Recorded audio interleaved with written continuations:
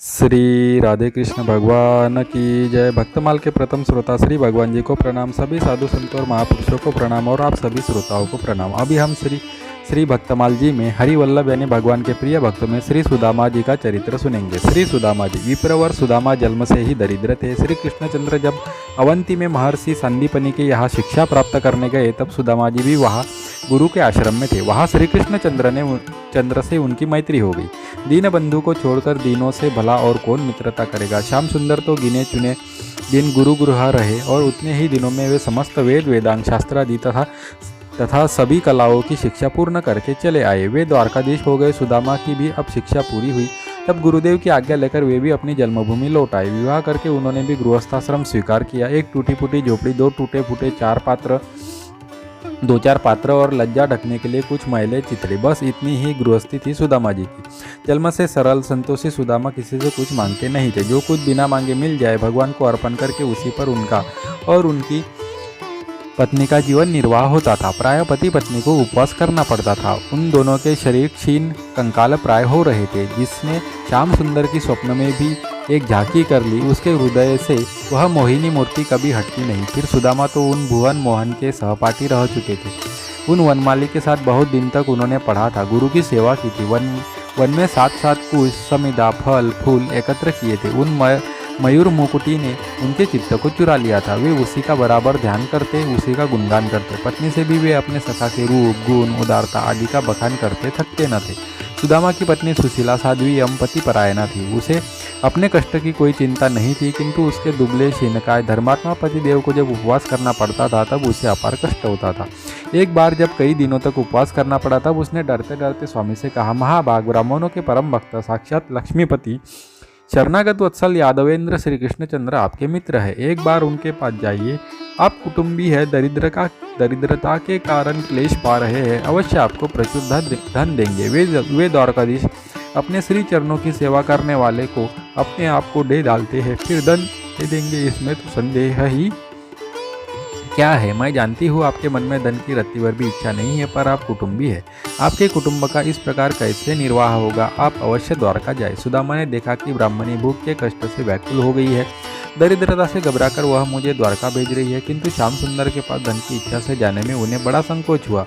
उन्होंने स्त्री से कहा, पगली ब्राह्मण को धन से क्या काम, तू कहे तो मैं भिक्षा मांग लाऊं, पर धन के लिए द्वारका जाना मुझे अच्छा नहीं लगता। हमें तो संतोषपूर्वक भगवान का भजन करने में ही सुख मानना चाहिए। ब्राह्मणी ने बहुत आग्रह किया।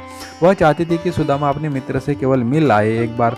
सुदामा ने भी सोचा कि श्री कृष्णचंद्र के दर्शन हो जाए, यह तो परम लाभ की बात है, परंतु मित्र के पास खाली हाथ कैसे जाए। कहने पर किसी प्रकार ब्राह्मणी किसी पड़ोसी से 4 मुट्ठी रूखे चिवड़े मांग लाई और उनको एक चिथड़े में बांधकर दे दिया। वह पोटली बगल में दबाकर सुदामा जी चल पड़े द्वारका की ओर। अब कई दिनों की यात्रा करके सुदामा द्वारका पहुँचे। वहाँ का ऐश्वर्य देखकर हक्के बक्के रह गए। गगनचुंबी स्फटिक मणि के भवन, स्वर्ण के कलश, रत्न खचित दीवारें, स्वर्ग भी जहाँ फीका झोपड़ी सा जान पड़े। उस द्वारका को देखकर दरिद्र ब्राह्मण ठग से रह गए। किसी प्रकार उन्हें पूछने का साहस हुआ। एक नागरिक ने श्री कृष्णचंद्र का भवन दिखा दिया। ऐसे कंगाल चिथड़े लपेटे मैले कुचेले ब्राह्मण को देखकर द्वारपाल को आश्चर्य नहीं हुआ। उसके स्वामी ऐसे ही दिनों के अपने हैं, यह उसे पता था। उसने सुदामा को प्रणाम किया, परंतु जब सुदामा ने अपने को भगवान का मित्र बताया तब वह चकित रह गया। देवराज इंद्र भी अपने को जहाँ बड़े संकोच से दास कह पाते थे, वहाँ यह कंगाल मित्र कह रहा था। किंतु उन शरण कृपा सिंधु का कौन कैसा मित्र है, यह भला कब किसी ने जाना है। नियमानुसार सुदामा जी को द्वार पर ठहराकर द्वार पर आज्ञा लेने भीतर गया। त्रिभुवन के स्वामी सर्वेश्वर यादवेंद्र अपने भवन में शैया पर बैठे थे। श्री रुक्मिणी जी अपने हाथों में रत्न दंड लेकर व्यंजन कर रही थी भगवान को। द्वारपाल ने भूमि में मस्तक रखकर प्रणाम किया और कहा, एक फटे चिथड़े लपेटे नंगे सिर नंगे बदन शरीर मैला कुचैला बहुत ही दुर्बल ब्राह्मण द्वार पर खड़ा है। पता नहीं वह कौन है और कहाँ का है। बड़े आश्चर्य से चारों ओर वह देखता है। अपने को प्रभु का मित्र कहता है और प्रभु का निवास पूछता है। वह अपना नाम सुदामा बताता है। सुदामा है, यह शब्द कान में पड़ा कि श्री कृष्णचंद्र ने जैसे सुधी बुद्धि खोदी मुकुट धरा रहा, पटुका भूमि पर गिर गया, चरणों में पादुका तक नहीं, वे विवल दौड़ पड़े। द्वार पर आकर दोनों हाथ फैलाकर सुदामा को इस प्रकार हृदय से लगा लिया जैसे चिरकाल से खोई निधि मिल गई हो। सुदामा और श्री कृष्णचंद्र दोनों के नेत्रों से अजस्त्र अश्रु प्रवाह चलने लगा। कोई एक शब्द तक नहीं बोला। नगरवासी, रानियां, सेवक सब चकित हो देखते रह गए। देवता पुष्प वर्षा करते हुए ब्राह्मण के सौभाग्य की प्रशंसा करने लगे। बड़ी देर में जब उद्धवादि ने सावधान किया, तब श्याम सुंदर सुदामा को लेकर अपने भवन में पधारे। प्रिय सखा को उन्होंने अपने दिव्य पलंग पर बैठा दिया। स्वयं उनके पैर धोने बैठे।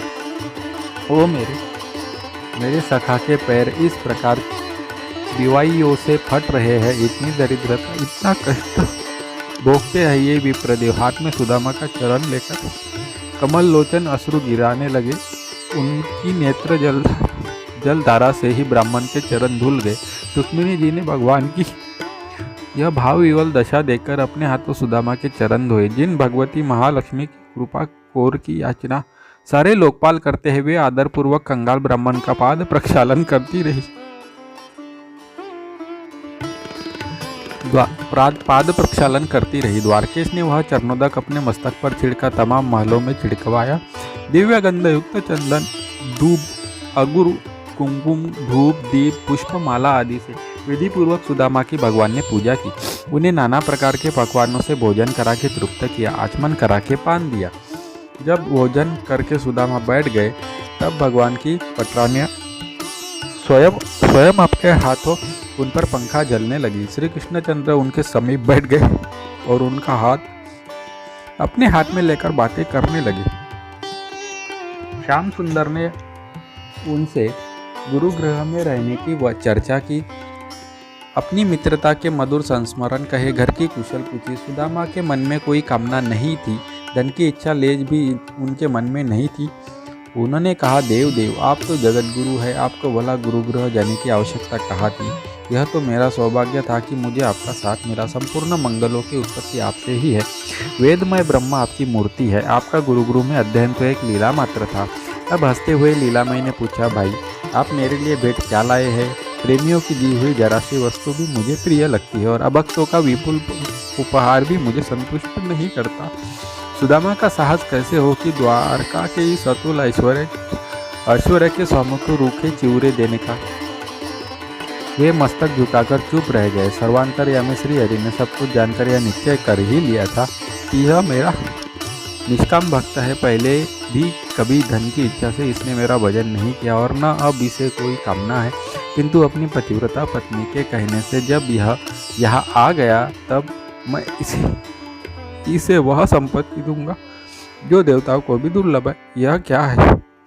भाभी ने मेरे लिए जो कुछ भेजा है उसे आप छिपाए क्यों जा रहे हैं? यह कहते हुए श्री कृष्णचंद्र ने स्वयं पोटली खींच ली। पुराना जीर्ण वस्त्र फट गया, चिवरे बिखर पड़े। भगवान ने अपने पीतपट में कंगाल की निधि के समान उन्हें शीघ्रता से समेटा और एक मुट्ठी भरकर मुख में डालते हुए कहा, मित्र, यही तो मुझे परम प्रसन्न करने वाली प्रिय भेंट है। ये चूरे मेरे साथ समस्त विश्व को तृप्त कर देंगे। बड़ा मधुर, बड़ा बहुत स्वादिष्ट, ऐसा अमृत जैसा पदार्थ तो कभी कहीं मिला ही नहीं। इस प्रकार प्रशंसा करते हुए जब श्री कृष्णचंद्र ने दूसरी मुट्ठी भरी, तब रुक्मिणी जी ने उनका हाथ पकड़ते हुए कहा, प्रभु बस कीजिए, मेरी कृपा से इस लोक और परलोक में मिलने वाली सब प्रकार की संपत्ति तो इस एक मुट्ठी चिवरे से ही इस ब्राह्मण को मिल चुकी। अब इस दूसरी मुट्ठी से आप और क्या करने वाले हैं? अब आप मुझ पर दया कीजिए भगवान। मुट्ठी छोड़कर मुस्कुराने लगे। कुछ दिनों तक सुदामा जी वहाँ रहे। श्री कृष्णचंद्र तथा उनकी पटरानियों ने बड़ी सेवा की उनकी। अंत में अपने सखा की आज्ञा लेकर वे घर को विदा हुए। लीला मैंने दूर तक पहुंचाकर उनको विदा किया। सुदामा जी को धन की तनिक भी इच्छा नहीं थी। श्री कृष्णचंद्र बिना मांगे ही बहुत कुछ देंगे, ऐसी भावना भी उनके हृदय में नहीं उठी थी। द्वारका से कुछ नहीं मिला, इसका उन्हें कोई खेद तो हुआ ही नहीं। उल्टे वे सोचते जा रहे थे, वो मैंने अपने परम उदार सखा की ब्राह्मण भक्ति देखी। कहा तो मैं दरिद्र पापी और कहा वे लक्ष्मी निवास पुण्य चरित्र, किंतु मुझे उन्होंने उल्लसित होकर हृदय से लगाया, अपनी प्रिया के पलंग पर बैठाया, मेरे चरण धोए। साक्षात श्री लक्ष्मी जी की अवतार रुक्मिणी जी मुझ पर चवर करती रही। मेरे परम सूर्य श्री कृष्ण कितने दयालु है। मनुष्य को उनके चरणों की सेवा करने से ही तीनों लोकों की संपत्ति, सब सिद्धि और मोक्ष तक मिल जाता है। उनके लिए मुझे धन देना कितना सरल था, किंतु उन दयामयी ने सोचा कि यह निर्धन धन पाकर मतवाला हो जाएगा और मेरा स्मरण नहीं करेगा, अतः मेरे कल्याण के लिए उन्होंने धन नहीं दिया। धन्य सुदामा घर में भूखी स्त्री को छोड़ आए। अन्न वस्त्र का ठिकाना नहीं। पत्नी को जाकर क्या उत्तर देंगे इसकी कोई चिंता नहीं। राजेश्वर मित्र से मिलकर कोरे लौटे, इसकी ग्लानि नहीं। धन के लिए धन के भक्त भगवान की आराधना करते हैं और धन न मिलने पर उन्हें कोसते हैं, किंतु सुदामा जैसे भगवान के भक्त तो भगवान को ही चाहते हैं। भगवान के पास सुदामा पत्नी की प्रेरणा से गए थे। सुदामा के मन में कोई कामना नहीं थी, पर पत्नी ने धन पाने की इच्छा से ही प्रेरित किया था उन्हें। भक्त वांछा कल्पतरु भगवान ने विश्वकर्मा को बेचकर उनके ग्राम को द्वारका जैसी भव्य सुदामापुरी बनवा दिया था। एक रात में झोपड़ी के स्थान पर देव दुर्लभ ऐश्वर्यपूर्ण मणिमय भवन खड़े हो गए थे। जब सुदामा वहां पहुंचे, उन्हें जान ही न पड़ा कि वे जागते हैं कि स्वप्न देख रहे हैं। कहा मार्ग भूलकर पहुंच गए, यह भी वे समझ नहीं पाते थे। इतने में बहुत से सेवकों ने उनका सत्कार किया, उन्हें भवन में पहुंचाया। उनकी ब्राह्मणी अब किसी स्वर्ग की देवी जैसी हो गई थी। उसने सैकड़ों दासियों के साथ आकर उनको प्रणाम किया, उन्हें घर में ले गए। सुदामा जी पहले तो विस्मित हो गए, पर पीछे सब रहस्य समझकर भाव गदगद हो गए। वे कहने लगे, मेरे सखा फूदार चक्र चूड़ामणि है, वे मांगने वाले को लज्जित न होना पड़े, इसलिए चुपचाप छिपाकर उसे पूर्ण काम कर देते हैं। परंतु मुझे यह संपत्ति नहीं चाहिए। मुझे जन्म जन्म में उन सर्वगुणागार की विशुद्ध भक्ति में लगा रहूं, यही मुझे अभिष्ट है।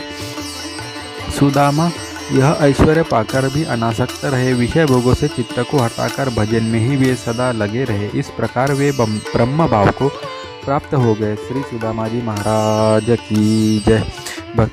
अगर वीडियो में कुछ भी कमी है तो कृपया कमेंट में बताएं, और अगर आप भी श्री भगवान और उनके भक्तों में श्रद्धा विश्वास रखते हैं तो मेरे वीडियो को लाइक कीजिए और चैनल को सब्सक्राइब कीजिए।